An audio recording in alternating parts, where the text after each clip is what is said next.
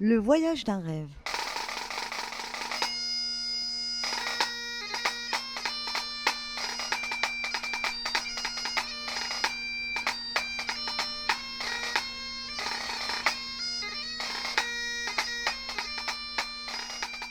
Après avoir lavé les bols de la soupe, comme tous les soirs d'hiver, je m'installe en tailleur pour lire. L'intensité du foyer s'affaiblit. Le feu va s'éteindre. Grand-mère ajoute une bûche dans la cheminée. À la lueur des flammes, je vois son visage. Pourquoi est-il si pâle et pas le mien?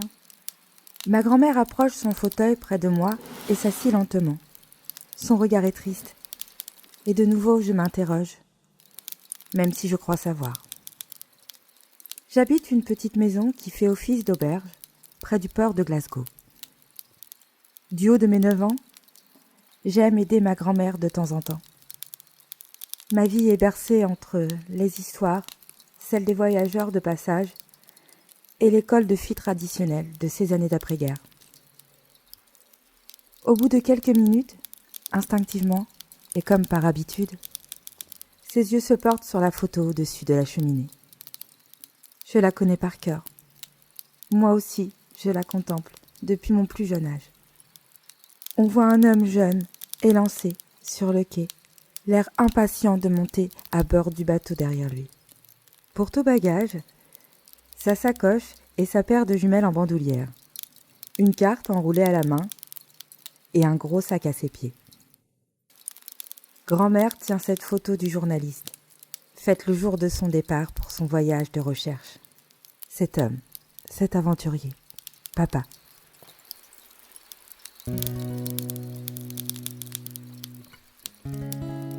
Mon père. Sous mon air inquisiteur, ses yeux s'emplissent d'émotion et elle me dit : Ce jour-là, c'était son grand départ. À l'aube du 21 mars 1939, premier jour du printemps, la brume nocturne se dissipait doucement au large, laissant présager une mer propice et un soleil radieux pour le voyage. Il était impatient de partir, comme l'enfant qu'il a toujours été, curieux, intrépide, enthousiaste. Je me rappelle des journées entières où il partait à l'aventure dans la campagne, ramenant des trésors précieux pour lui. Chacune de ces sorties était une aventure entre cabanes, radeaux, animaux sauvages. Je me souviens de la foule qui venait admirer l'aventurier en partance pour l'inconnu. Mon cœur de mère était déchiré entre fierté et peur. Mais pourquoi est-il parti, grand-mère? Naya, écoute. Ton père était un personnage assoiffé de connaissances sur les monuments architecturaux. Il était un peu comme toi, tout savoir tout de suite. Alors il est parti et je suis restée, sans savoir quand je le reverrai. Il est parti où? Au Guatemala, en Amérique centrale. C'est loin? Oh oui, très loin, de l'autre côté de l'Atlantique. Il est parti faire quoi là-bas? Faire des recherches archéologiques sur des sites. Ça doit coûter cher, un si grand voyage, grand-mère. Il a économisé, tu sais. Et puis son grand ami d'enfance, passionné comme lui, a hérité de la manufacture de son père. Se trouvant à la tête d'une entreprise florissante, il a décidé de créer une fondation pour soutenir des projets humanitaires ou de recherche. Ton père a profité de cette belle opportunité pour élaborer son expédition. Pourquoi le Guatemala? Ton père se documentait beaucoup sur le monde. Il lisait des articles sur la civilisation maya récemment découverte par des explorateurs dans la jungle de Guatemala. C'est sur ce bateau-là qu'il est parti? Oui, c'est un bateau de commerce, transportant des épices, repartant avec du blé, du bois. Ton père a été malin. Il avait négocié son embarquement avec le commandant et était employé à la plonge et au ménage. Ce navire faisait des lignes régulières Glasgow, Cuba. Ça devait être long, le voyage. Tu sais, il avait 22 ans. Il tenait tellement à ce voyage. J'ai reçu une lettre de ton père en escale à Cuba 1 mois et demi après son départ. Il me disait que tout allait bien et qu'il avait hâte d'arriver à destination. Et ensuite, grand-mère? Je sais qu'après quelques jours passés sur place, il a trouvé un pilote de biplan qui livrait des cigares de la Havane à Guatemala City. Un bic quoi? Un biplan. C'est un avion aux ailes doubles, tu sais, l'une sur l'autre. Mais une fois sur place, il a fait quoi? J'ai reçu une deuxième lettre de Guatemala City. Cela faisait plus de 3 semaines qu'il cherchait un moyen pour rejoindre la ville de Flores, proche du site nommé Tikal. Mais grand-mère, il a fait quoi là-bas? Il a sillonné la ville, rencontré les Guatémaltèques, cherchant un guide d'origine maya, ou connaissant cette ancienne population et qui parle anglais. On ne parle pas anglais en Guatemala? Non, la langue c'est l'espagnol. Ton père connaissait quelques mots, mais sûrement trop peu pour se faire comprendre. Comment il a fait pour trouver un guide? Il explique aussi dans cette même lettre avoir reçu un télégramme de son ami bienfaiteur, Sean McGough. Il lui a donné le nom d'un contact qui pourrait l'accompagner dans son aventure à Tikal. Les yeux écarquillés, j'étais impatiente de connaître la suite. Et après, comment il a fait? Il a été chanceux. Dans la ville de Guatemala City, après avoir trouvé son guide Yukon, il a croisé de nouveau les pilotes. Après quelques verres de mezcal, le pilote, pour son voyage de retour à Cuba, lui a proposé de les déposer à Flores. Que sais-tu encore, grand-mère? J'ai reçu une 3e lettre postée à Cuba. Il explique avoir confié sa lettre au pilote afin de s'assurer qu'elle arrive en Écosse depuis la Havane. Il écrit qu'il va pouvoir commencer son périple au cœur de la jungle et que des journées de marche l'attendent avant d'atteindre le site archéologique. Sur ces derniers mots, grand-mère prend un air inquiet. Elle ne sait plus quoi me raconter. Je vois son regard perdu dans les flammes. Son corps se tasse dans son siège. Je sens la mélancolie l'envahir. Je comprends alors que c'était la dernière fois qu'elle a eu de ses nouvelles. J'embrasse tendrement grand-mère et la laisse pour aller me coucher avec encore tant de questions à poser. De cette nuit-là est née mon envie de tout savoir sur les aventures de mon père.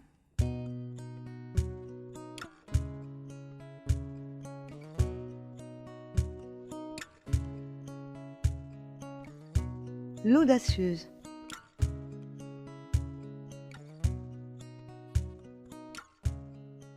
Cette nuit-là, et celles qui ont suivi, m'ont amené à me questionner sur mon arrivée en Écosse. Pourquoi et comment suis-je arrivée ici? Régulièrement submergée par la fatigue, je me réveille en sursaut avec un rêve récurrent. J'entrevois le visage flou d'une femme. Je distingue seulement sa chevelure brune, ses cheveux lisses, et toujours une petite mélodie qui tourne en boucle dans ma tête.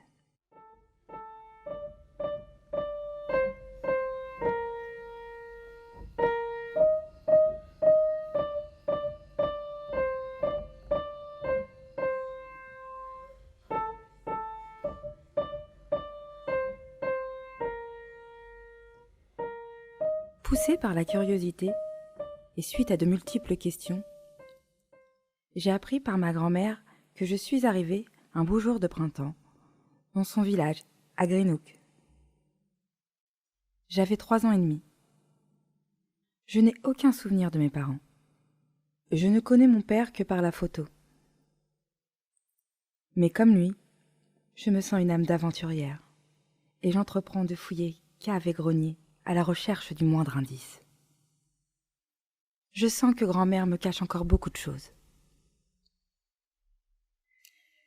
Une nouvelle fois réveillée par mon rêve, et suite à toutes mes recherches infructueuses, je tente le tout pour le tout. J'envisage d'aller dans sa chambre, sachant qu'elle y cache un petit coffret sous son lit. Je trouverai peut-être la réponse à mes questions. Ne serait-ce qu'un indice. Dans la pénombre, à pas de velours, afin de ne pas faire grincer le parquet, je me faufile sous le lit et tire délicatement le coffret. Soudain, j'entends tousser assez bruyamment. Je retiens ma respiration. Puis ces ronflements reprennent. Mon cœur bat à 100 à l'heure, mais je ressors avec la boîte et je cours vite dans ma chambre, fière de ma trouvaille. Voyons voir. Des coupures de journaux. Un collier de perles. Des lettres de mon grand-père et son alliance. Une enveloppe avec de l'argent. Et la photo d'une femme. Mon regard se porte sur un petit paquet de lettres dont les timbres attirent mon attention. Les couleurs sont vives, le tampon mentionne Correo Areo et la ville de Guatemala City. Là, j'ai quelque chose d'important. Je remets le tout dans la boîte et ne garde que les lettres et la photo de cette femme inconnue. Je les glisse sous mon oreiller et retourne déposer le coffret sous le lit de grand-mère. Je me remets vite au lit, le cœur encore palpitant de cette petite aventure. Je me réserve la lecture des lettres pour plus tard et plonge mon regard sur cette photo une dernière fois avant de m'endormir.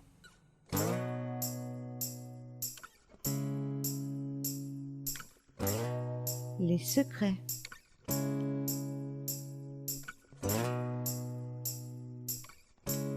Après mes longues journées d'école, mes devoirs et mes tâches quotidiennes, je profite de la nuit pour commencer ma lecture.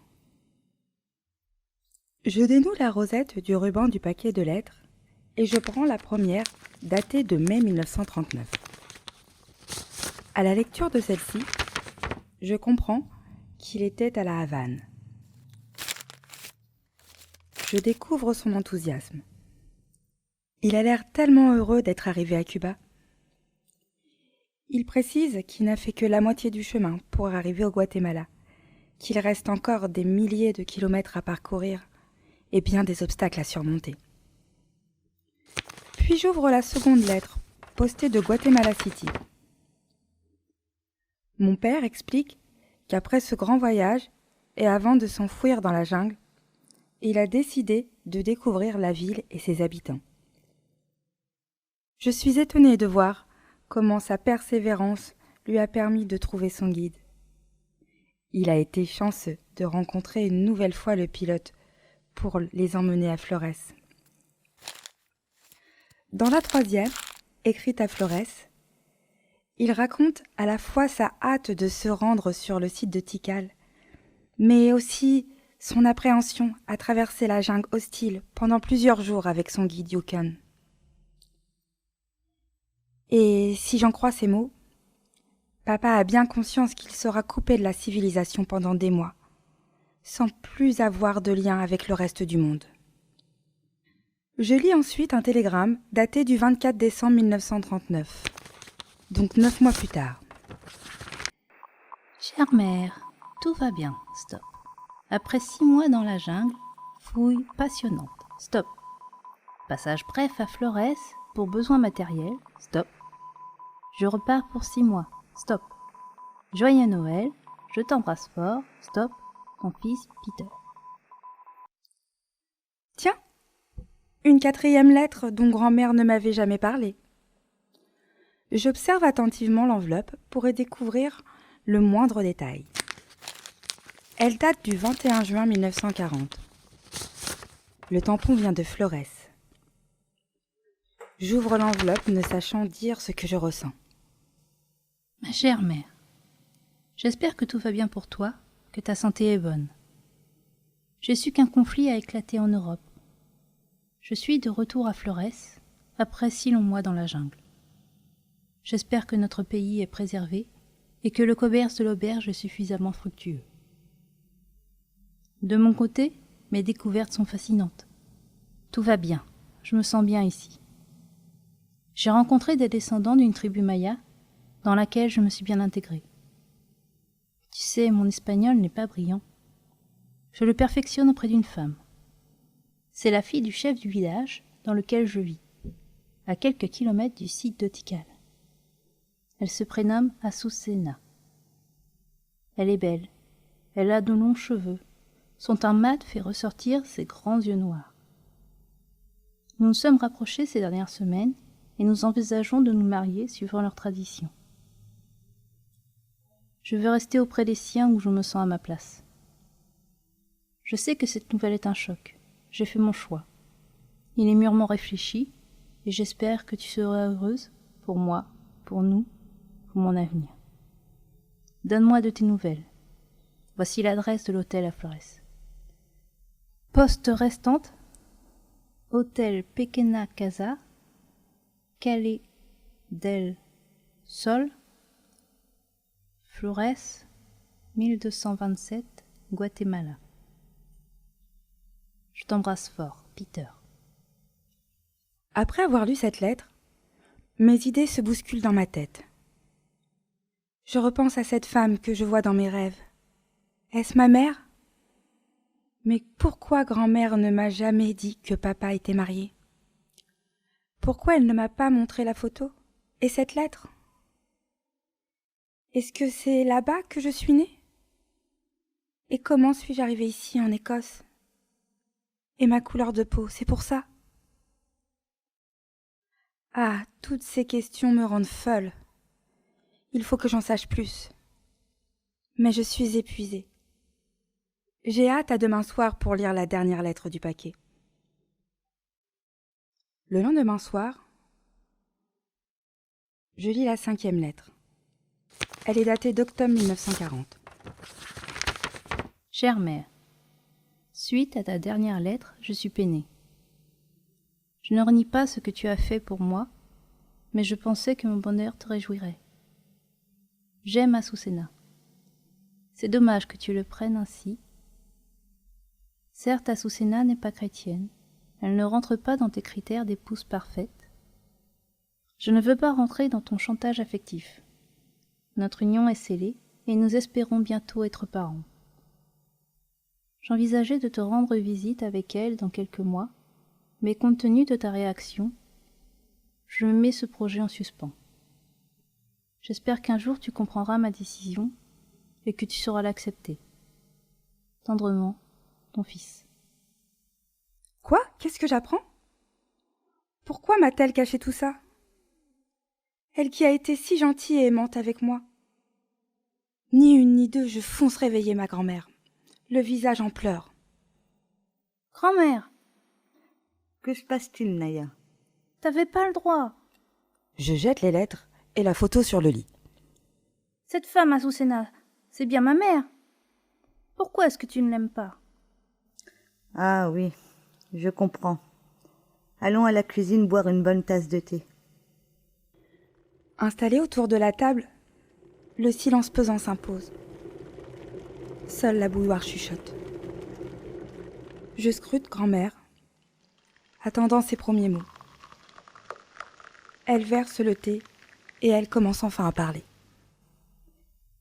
J'ai longtemps regretté d'avoir écrit cette lettre. Le poids des traditions était tel et l'éducation si stricte. Je n'ai pas pu accepter. Je me retrouvais seule, ton père si loin, avec un peuple inconnu. Égoïstement, j'avais toujours pensé qu'il se marierait avec une fille du pays et resterait auprès de moi. C'était sans compter qu'il est normal que chacun fasse ses choix et suive son chemin. D'accord, grand-mère, je comprends. Mais dis-moi tout maintenant. Un jour, j'ai reçu, fin de l'année 1944, un télégramme de Sean McGough. Madame Scott, stop. Je devais rendre visite à Peter. Stop. J'ai été contacté par l'ambassade. Stop. Une petite fille à la double nationalité leur a été confiée avec des instructions. Stop. C'est pourquoi je vous contacte. Stop. J'arrive demain chez vous afin de vous présenter votre petite fille, Naya. Stop. Cordialement, Sean McGough. Plus qu'un simple télégramme, un choc. L'intrépide. Ça fait 1 an que je réfléchis à ces mots. J'aime ma grand-mère de toutes mes forces. Mais le mystère qui se trame autour de mes parents me pèse, et mes différences se font sentir, même à l'école, où je suis exclue. J'ai besoin de partir à la découverte de mes origines. J'ai 10 ans, et comme tous les ans, ma grand-mère a préparé un gâteau d'anniversaire. Mais, comme tous les ans, nous sommes seuls, grand-mère et moi. Décidément, je ne me sens pas à ma place ici. Je ne passerai pas une année de plus sans savoir où ils sont. Je prends le bateau. J'ai repéré que les escales sont dans le journal local. Je prépare mon baluchon, quelques vêtements, toutes les lettres de mon père, la photo de ma mère, mon livre de géographie, l'article de presse dans lequel mon père figure. Je prends aussi le collier de perles de grand-mère pour la sentir avec moi. Et surtout Plo-Plo, mon doudou. Je prends aussi une miche de pain, de la viande séchée, des fruits secs et ma gourde d'eau. Ça y est, je suis prête. Plus qu'un petit mot à grand-mère. Ma chère grand-mère, tu m'as appris tant de choses, et pourtant, il me reste aussi tant de questions sans réponse. L'aventurière que je suis a décidé de partir sur les traces de papa. Un vide immense me pousse à savoir ce que sont devenus mes parents. Ne t'inquiète pas, tout est prévu. J'ai bien préparé mon voyage. Excuse-moi, grand-mère, mais j'ai pris un peu d'argent et ton collier de perles pour t'avoir près de moi. Je te donnerai de mes nouvelles dès que possible. Je t'aime si fort, grand-mère, et puis je ne suis pas seule. Plo-Plo m'accompagne. Naya. Je me réveille à l'aube. Grand-mère se lève tôt et elle ne doit pas me voir partir. Je me faufile sur la pointe des pieds. C'est ainsi qu'à 4 heures du matin, avec un dernier regard sur l'auberge, je prends la direction du port. Avec Plo-Plo à mes côtés, je n'ai déjà plus peur de longer ce chemin boueux qui descend vers la ville. Je cours à travers les petites rues jusqu'au quai. Je l'aperçois. C'est lui. C'est mon bateau, le prince Charlie. Tapis dans l'ombre, je guette l'occasion de monter à bord. Des frissons d'excitation m'envahissent. Quelques dockers remplissent la soute pour charger le bateau de marchandises, de caisses et des sacs énormes. Là, j'aperçois des matelots monter la coupée. Je les suis discrètement et me cache derrière quelques caisses. Je me redresse, le pont est désert, et entre par la première porte ouverte. Que c'est grand un bateau, que de couloirs. Appâté par une odeur chaude et familière, j'entre dans la cuisine. Un homme me tourne le dos. Sans qu'il me remarque, je me dissimule dans un petit coin, derrière des sacs de pommes de terre. Je retiens mon souffle et entends les moteurs chanter. Je sens le mouvement du bateau. Ça y est, il s'éloigne du quai. Et en avant toutes. Avec toutes ces émotions, bercé par le ronron des machines, je finis par m'assoupir. Tout à coup, une voix me réveille en sursaut. J'ouvre les yeux et j'aperçois un homme. Il est vieux, robuste, une casquette blanche, un tablier à la taille, une barbe grisonnante, des joues rouges, l'œil pétillant tel un vieil ours. Je suis impressionnée. Qui es-tu, toi? Que fais-tu là? Cet homme semble furieux. Son air imposant m'effraie. Timidement, je lui réponds. Je suis Naya. Je cherche mes parents.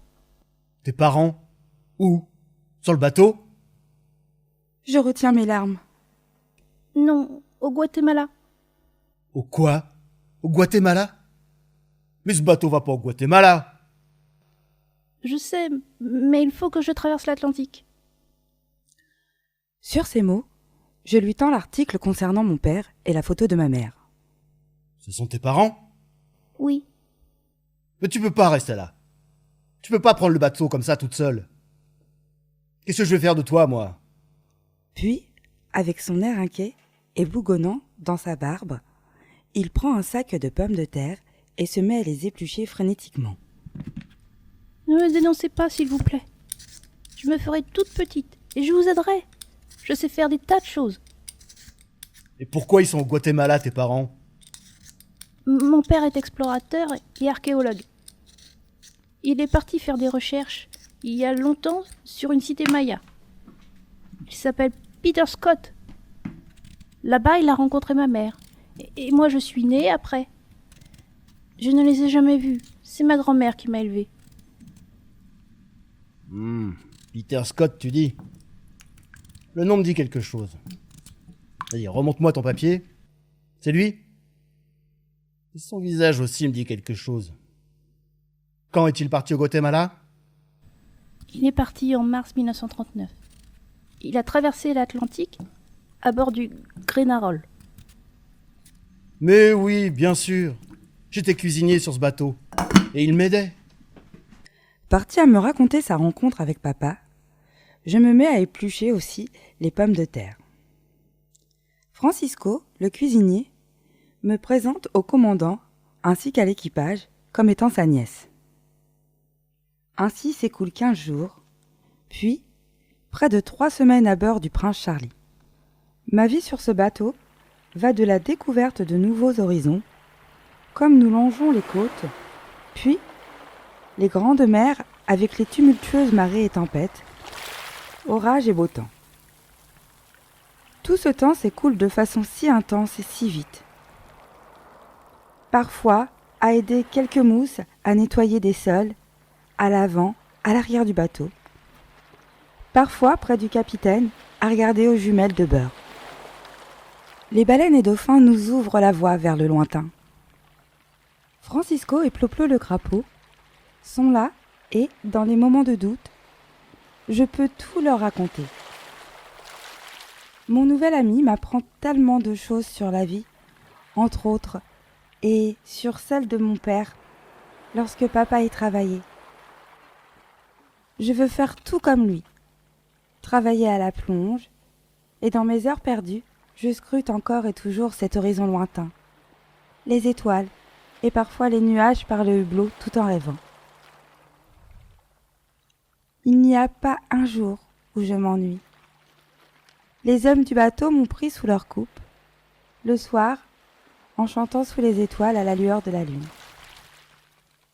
Je revois l'image de mon père, de ma mère, et toujours cette chanson en tête, chanson qui devient, au fil des nœuds parcourus, si intense et plus forte, plus présente dans mes souvenirs. Una pequeña morena, su sonrisa es como un rayo de sol.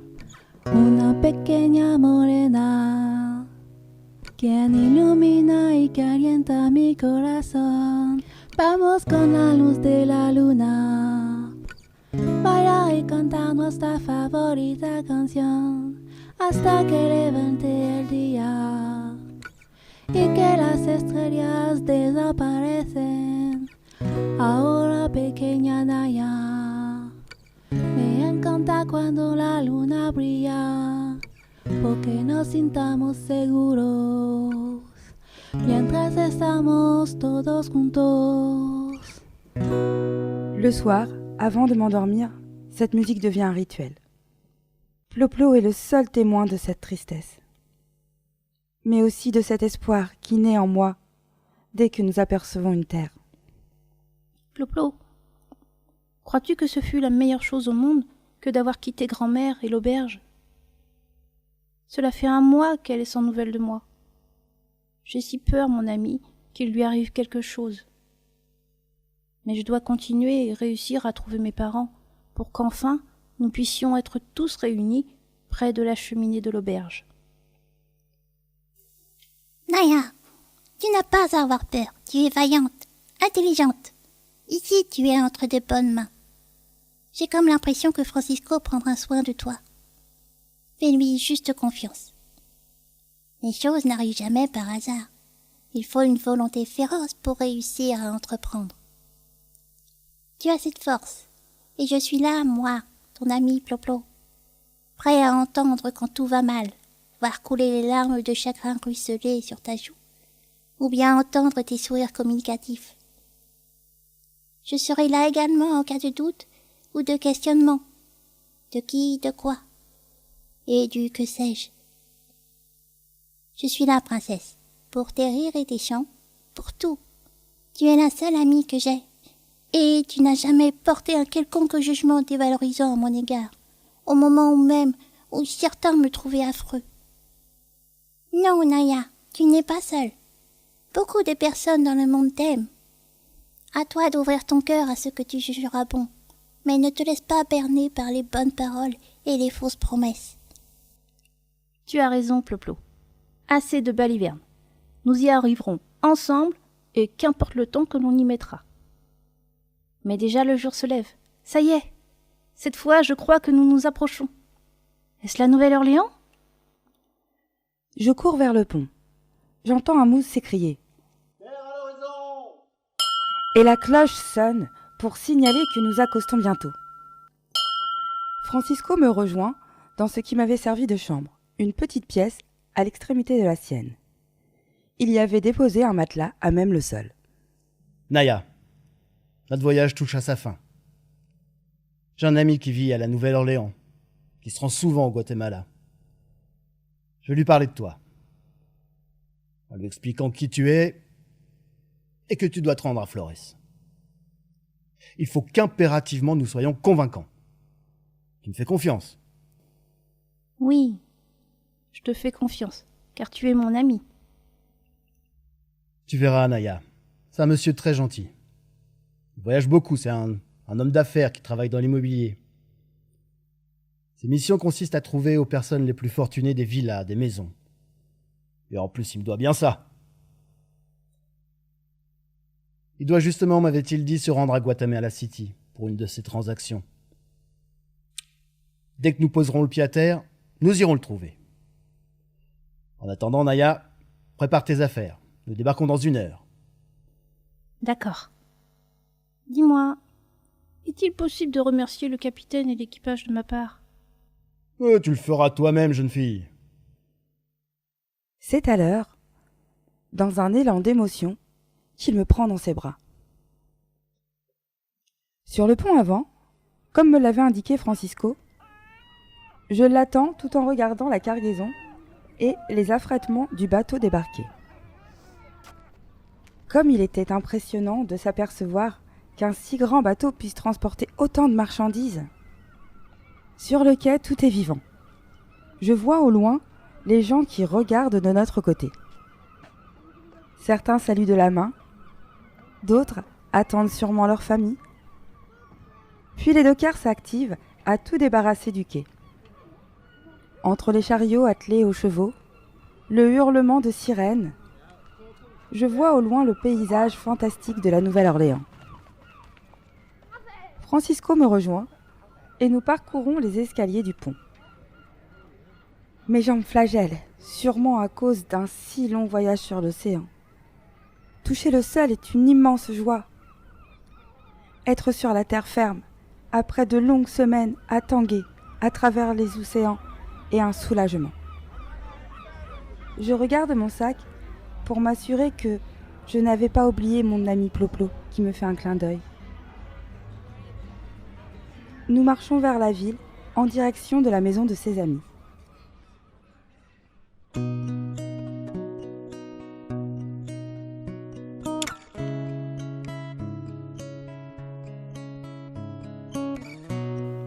Le voyage.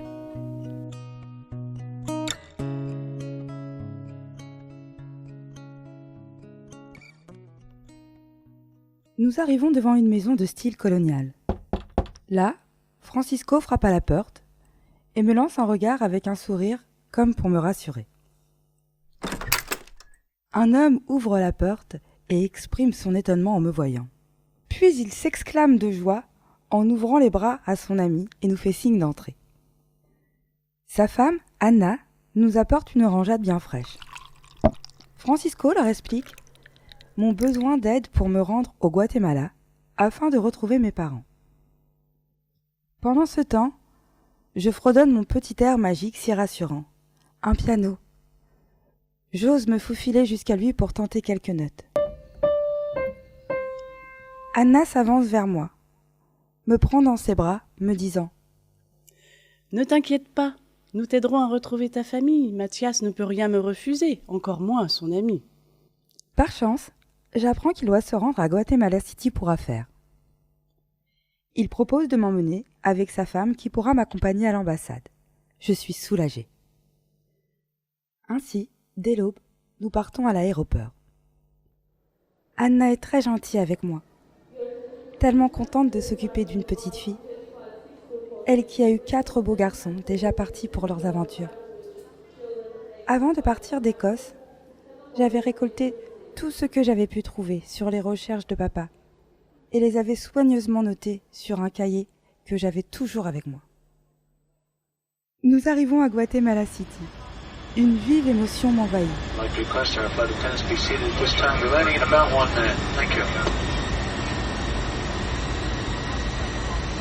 Excitation et appréhension s'entrechoquent. L'avion atterrit. J'ai les larmes aux yeux. L'hôtesse ouvre la porte et j'aperçois ce grand escalier. Au moment où je mets le pied sur la première marche, je sens comme une force invisible qui me prend la main et me fait descendre doucement, comme si cette terre m'attendait. Anna me rattrape, pose sa main sur mon épaule et nous nous engageons en direction de l'ambassade. Je suis émerveillée et curieusement, je me sens très bien. Dans le dédale de mes souvenirs enfouis, je retrouve des sensations, des odeurs, des couleurs qui ne me semblent pas inconnues. Arrivée à l'ambassade, Anna se dirige vers le bureau d'une employée qu'elle semble connaître. Hola, ¿qué tal, Anna? Anna explique mon histoire. J'ouvre mon cahier, mais les seuls liens avec mes parents s'éparpillent au sol. Après une grande inspiration, je ramasse tout et tends l'article de journal à l'amie d'Anna. Elle nous propose de la suivre dans la salle d'archives. Elle sort le registre de l'année concernée et nous laisse le consulter. Je me jette dessus, mon cœur s'accélère. Je suis si impatiente. Nous découvrons un acte précisant que Sean McGough s'engage à me prendre en charge afin de me confier à ma grand-mère en Écosse. Sa large signature recouvre le tampon de l'ambassade. Puis, mon extrait d'acte de naissance. Je suis née le 29 octobre 1941 à Flores. J'y vois le nom de mon père, Peter Scott, et pour la première fois, l'identité de maman, Azucena Urquatuk. Je me mets à pleurer. Mes larmes inondent mes joues. J'enfouis mon visage contre Ploplo. Anna me regarde et me serre dans ses bras. Puis je découvre une note d'intention. Face à toute cette émotion, Anna demande à emprunter ce document qui semble crucial. Elle propose de le lire dans l'après-midi. Nous sortons de l'ambassade pour nous installer confortablement à l'hôtel. Là, dans notre chambre, les mains tremblantes, je déplie cette note. On y apprend que le contexte politique est instable. Un mouvement populaire est en marche pour mettre fin à la dictature en 1944. Je découvre aussi que mes parents se sont engagés à soutenir ce nouveau leader démocrate. Il est précisé qu'ils ont rejoint officiellement le Parti populaire dirigé par el colonel Jacobo Arbenz. À cette lecture, Anna me regarde fixement. Jacobo Arbenz, le président récemment élu? C'est pour cela que mes parents m'ont mise à l'abri en me confiant à grand-mère. Mais alors, mes parents sont sûrement vivants. Mais pourquoi sont-ils restés si longtemps sans donner de nouvelles? J'imagine qu'au vu des circonstances, ils ont dû se cacher. Mais ils semblent connaître ce nouveau président. Il serait judicieux de se rapprocher de lui. Mais comment fait-on pour voir un président? J'ai peut-être une idée. Avec mes relations à l'ambassade, on va trouver le moyen d'obtenir des informations. Je suis remplie d'énergie, mes yeux pétillent, prête à soulever des montagnes. Je n'ai qu'une hâte, c'est de retourner à l'ambassade. On ira demain, je te promets, Naya. Il est trop tard, mais pour ce soir, un petit repas, une bonne nuit, une grande journée s'annonce. Ce soir-là, épuisée par tant d'émotions, je me suis endormie sans pouvoir lutter. Soudain, je suis dans la jungle. Où suis-je? Qu'est-ce que... Comment suis-je arrivée là? Je me sens perdue. La nuit est noire, la peur m'envahit. Et puis, une mélodie. Cette mélodie. Cette chanson. Je ne reconnais pas les paroles, pourtant je les comprends, même si elles sont en espagnol. Et cette voix.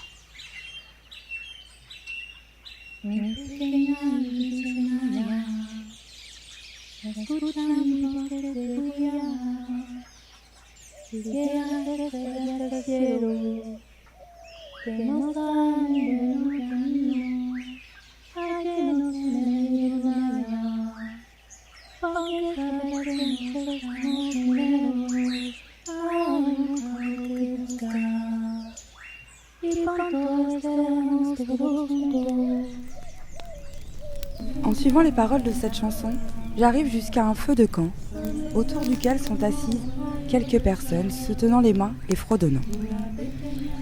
Une femme redresse la tête et me regarde en souriant et me dit « Naya, Mininia. » Et paf!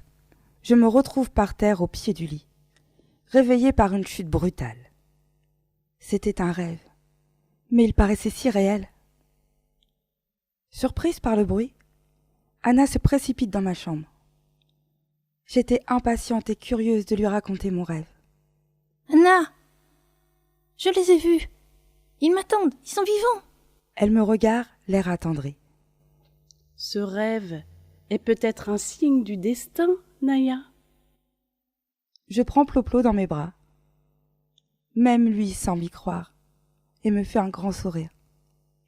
Rassurée et confiante, je me rendors. Suspense.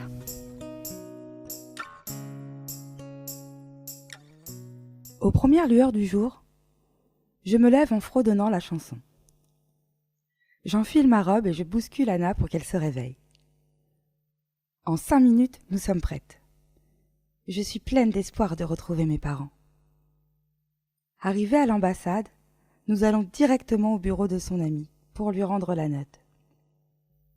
J'ai un conseil à te demander.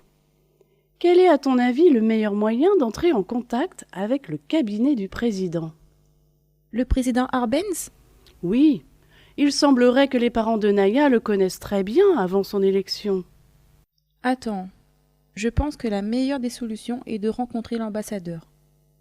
Je vais voir avec son secrétariat s'il peut te voir. Je te tiens au courant.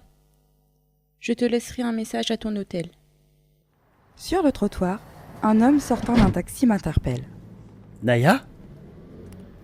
Oui, c'est moi. Levant les yeux, surprise. Sean? Que fais-tu là? Je suis venu à ta rencontre.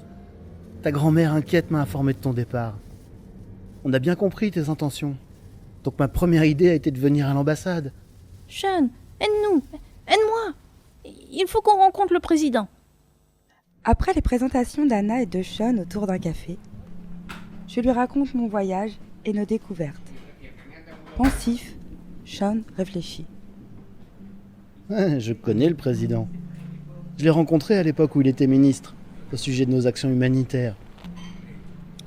Je pense pouvoir entrer en contact avec lui rapidement. Allons à l'hôtel. Très bonne idée. Je n'ai pas de chambre encore. Je l'appellerai de là-bas. Dans notre chambre, pendant 1 heure, je fais les 100 pas.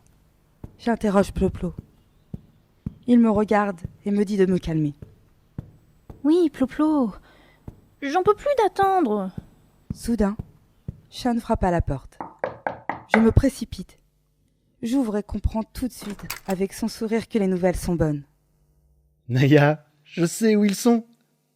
Depuis que Jacobo Arbenz est président, tes parents sont sortis de la clandestinité. Tu vas pas le croire. Ils arrivent de Florès, aujourd'hui même. Là, maintenant? Oui, avec le train de 16h30. Alors, on y va. Nous partons tous les 3 pour la gare. Une fois arrivés, je dis Mais comment allons-nous les retrouver? Et si on les manque? ni Anna, ni Sean n'ont le temps de réagir, que je cours déjà vers le bureau du chef de gare. Je jette un œil par la vitre de la porte. Personne. Ploplo est avec moi et me montre le micro. Je me faufile dans le bureau et j'appuie sur le gros bouton rouge. J'approche les lèvres du micro et j'entonne. Papa, maman, on est là. Je suis là. C'est moi, Naya. Je regarde, le quai s'est vidé. Il reste 2 personnes le long du train, immobiles, les valises aux pieds, cherchant du regard. Je me précipite vers eux. Je m'arrête et là, je reconnais mon père et cette belle femme brune. Ce visage si doux qui m'a accompagnée dans mes rêves. Oui, je la reconnais, c'est elle, maman. Elle tombe à genoux, ses yeux s'emplissent de larmes, et moi aussi je pleure. Mais de joie, de bonheur. Elle me tend les bras. Papa, tout comme Ploplo, ne semble pas réaliser la magie de ce moment. Il s'approche et nous enlace. Anna et Sean, au loin, sont spectateurs de ces retrouvailles incroyables. Ces minutes d'étreinte resteront pour toujours mes meilleurs souvenirs.